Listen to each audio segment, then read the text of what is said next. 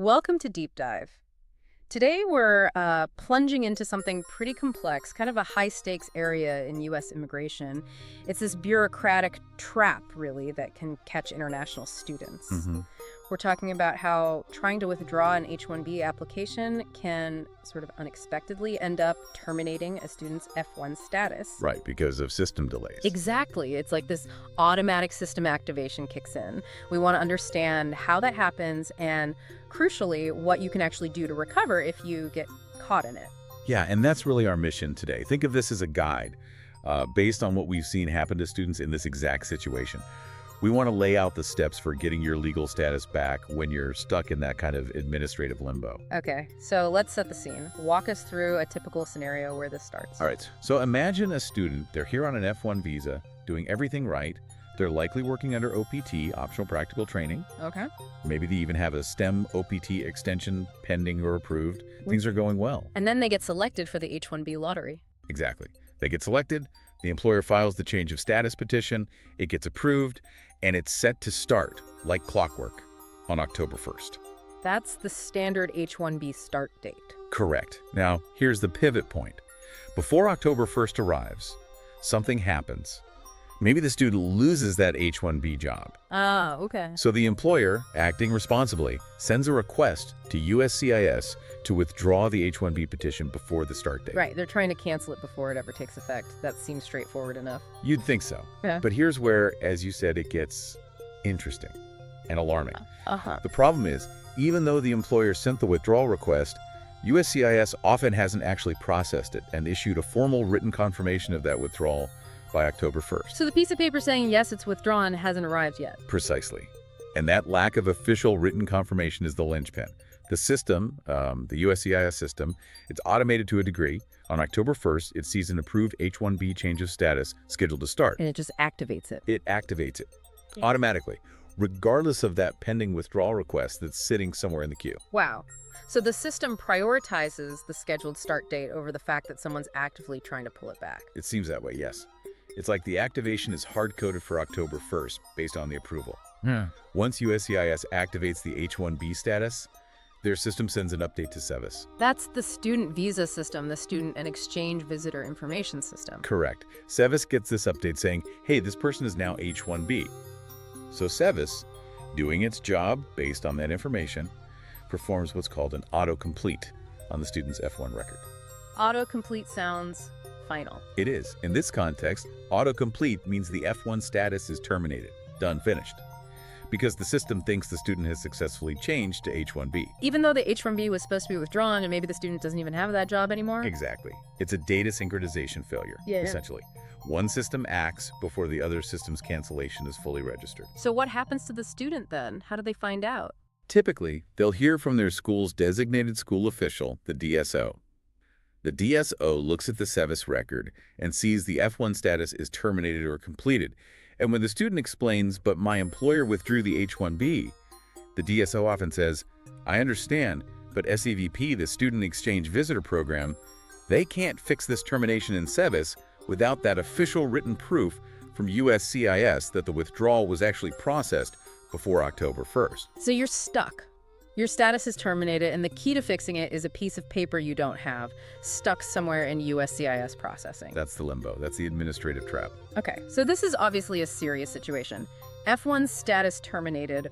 What are the options? How do you start to climb out of this hole? Right, you need a plan, and you probably need to pursue multiple paths at once because time is critical. There are basically three main avenues to try and recover your status. Let's start with the best case scenario. What's the ideal fix? Option 1. The cleanest way out is getting that formal written withdrawal confirmation letter from USCIS. The magic document. It really is in this case. If you can get that letter proving the H-1B was officially withdrawn before it activated, you take it straight to your DSO. And the DSO can then? The DSO can then submit something called a SEVIS data fix request to SEVP. They present the evidence, the withdrawal notice, and ask a SEVP to basically undo the termination. Retroactively. Yes, retroactively. If SEVP approves the data fix, it's like the termination never happened.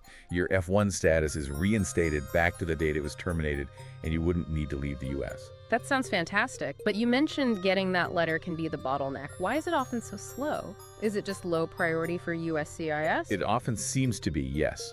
Processing the withdrawal internally might happen relatively quickly, but generating and mailing the actual notice can take weeks, sometimes months. And while you're waiting... You're technically out of status. Correct. You could be accruing unlawful presence, which has its own serious consequences down the line. That delay is why you can't just sit and wait for option 1. Okay, so if the letter isn't coming quickly, what's option 2? Option 2 is filing a formal petition with USCIS for F-1 reinstatement. This falls under a specific regulation, 8 CFR Section 214.2 F-16. Reinstatement. Sounds like you're asking for forgiveness, almost. In a way. The key requirement here is you have to prove that the violation of your status, the termination, resulted from circumstances beyond your control. And the argument would be that this USCIS processing delay was beyond your control. Exactly. You need to build a really strong case. You'll need evidence like a copy of the employer's withdrawal letter showing the date it was sent. Proof it was timely. Yes. Communication logs with your employer, with your DSO, showing you were trying to sort this out. Proof you were maintaining your F-1 requirements right up until that October 1st termination. So a lot of documentation to convince an adjudicator. A lot. And importantly, reinstatement is discretionary. USCIS doesn't have to approve it. Plus, these petitions can take a long time to process as well. Months, sometimes longer. More waiting, more uncertainty, and potentially costly too, right? There are filing fees. Yes, there are filing fees involved. It's a significant undertaking. Okay, so if option 1 is slow and option 2 is uncertain and slow, what's the last resort? Option 3. Option 3 is generally considered the last resort. Depart the U.S. and seek reentry. Leave the country. Yes. You'd work with your DSO to get a new I-20 document, make sure your F-1 visa stamp of your passport is still valid, or get a new one if needed, and then travel outside the U.S. and attempt to re-enter. Attempt. That sounds risky. It definitely carries risk. When you try to re-enter, the Customs and Border Protection CBP officer will see your immigration history, including that previous F-1 termination. So they're going to ask questions. You can bet on it. You'll need to explain the whole situation. If there's any hint that the termination was linked to something like unauthorized work, even if inadvertent, or if the officer isn't satisfied with your explanation. They could deny entry. They could. It disrupts your studies, your life, and adds a layer of scrutiny for future entries. So yeah, leaving and re-entering is usually only considered if the first two options seem impossible or have failed. Okay, this really highlights the urgency. You can't just wait passively for that withdrawal letter. If your status is terminated, you need to be proactive. Absolutely. So what concrete steps can someone take to try and speed up getting that crucial written confirmation from USCIS for option 1? How do you apply pressure? Right, you need to push on multiple fronts simultaneously. Just filing a standard service request online often isn't enough. You might just get a template response. So what's more effective? First, consider escalating the issue to the USCIS Ombudsman's office. Their whole purpose is to help people resolve issues with USCIS, especially processing delays or systemic problems. The Ombudsman, how does that work? You just send an email? You typically submit a formal request through their online system. You need to be very clear and provide all the details, receipt numbers, dates, a concise explanation of how the system failed you, meaning the timely withdrawal versus the automatic activation. You're basically reporting a system flaw that's harming you. Exactly. You frame it as a systemic issue causing an unjust status violation, and you ask for their intervention to get that withdrawal notice issued. Okay, Ombudsman is one avenue. What else? You can also seek help from Congress. Contact your local U.S. representative or one of your state's senators. Their offices have staff dedicated to helping constituents with federal agency problems. This is called casework. Congressional inquiry, does that actually speed things up? It often can, yes. You'll find contact info for constituent services or help with a federal agency on their websites. You'll likely speak to a caseworker and need to sign a privacy waiver, allowing them to talk to USCIS about your case. And USCIS pays attention to those inquiries? Generally, yes. An inquiry from a congressional office usually gets a more direct response from USCIS than one from an individual. They won't decide the case, but they can definitely prompt USCIS to locate your file and figure out why that notice hasn't been sent. Okay, that's a powerful tool. Any other formal routes? Yes, you can file a formal expedite request directly with USCIS. There are specific criteria for expedite requests, but severe financial loss or urgent humanitarian reasons can qualify. And losing legal status, potentially being unable to study or work, sounds like it could fit. You would argue that yes.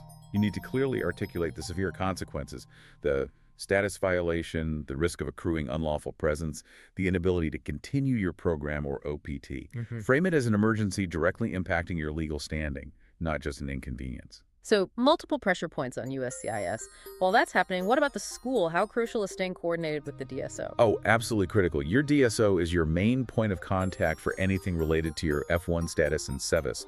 You need to keep them updated on everything you're doing with USCIS. And be ready to act the moment that letter arrives. Immediately. As soon as you have that withdrawal confirmation, get it to your DSO so they can submit the SEVIS data fix request right away. And while you're in this limbo period, technically out of status but trying to fix it, what are the rules? Can you work? Go to class? This is vital. You must maintain compliance with F-1 rules as much as possible.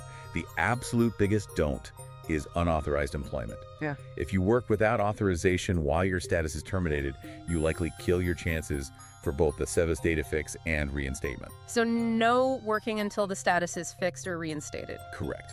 Continuing studies might be possible depending on school policy, but working is generally off the table until your F-1 status is restored. It sounds like throughout this entire ordeal, documentation is paramount. It's everything. You need to be incredibly meticulous. Keep copies of absolutely everything. Like what specifically? The original H-1B approval notice, proof the employer submitted the withdrawal, like a dated courier receipt or email confirmation, copies of every service request you filed, any responses from USCIS, emails to the Ombudsman, communication with the Congressional Office, and detailed notes or emails summarizing your conversations with your DSO. You're building a timeline, a paper trail. Precisely. That documentation needs to tell a clear chronological story, that you were compliant, the employer acted timely, and the status termination was purely due to administrative delay or system error, not your fault. That's the evidence that defends you against the system's error. It is what your DSO needs for the data fix. It's the core of your argument if you have to file for reinstatement, and it's what you'd show a CDP officer if you have to resort to leaving and reentering. It's your shield and your map out of this mess. This has been incredibly insightful, unpacking a really stressful and surprisingly common administrative nightmare. Let's just quickly recap the absolute key takeaways for listeners who might face this. Sure. First, be aware of that automatic activation danger. Just filing an H-1B withdrawal before October 1st isn't enough. The system acts on the approval unless the withdrawal is fully processed and confirmed in writing beforehand. Right. Second, urgency is key. If your status gets terminated, you have to act immediately. Don't wait around hoping the bureaucracy fixes itself, because unlawful presence could start adding up. Third, your success almost entirely depends on your paper trail. Keep meticulous records of everything. That documentation proves the issue was administrative, not your fault, and it's essential for any resolution pathway, the data fix or reinstatement. Makes sense. And finally, don't hesitate to seek expert help. If you're dealing with potential unlawful presence, considering reinstatement, or especially facing the risks of leaving and reentering, getting advice from an experienced immigration lawyer is really crucial. These are complex situations. Excellent summary. Really vital information for navigating a tough spot. Hopefully helpful for anyone caught in this bind. All the best, and we will meet again with another important matter again.